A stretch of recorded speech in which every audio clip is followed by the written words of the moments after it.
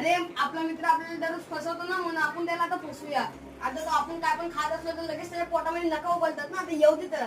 तर टाकतो नारळ पाणी मध्ये, आपण साधा पाणी मिक्स करून आणि त्याला पियायला देऊया आणि त्याच्याकडनं पैसे हटवूया.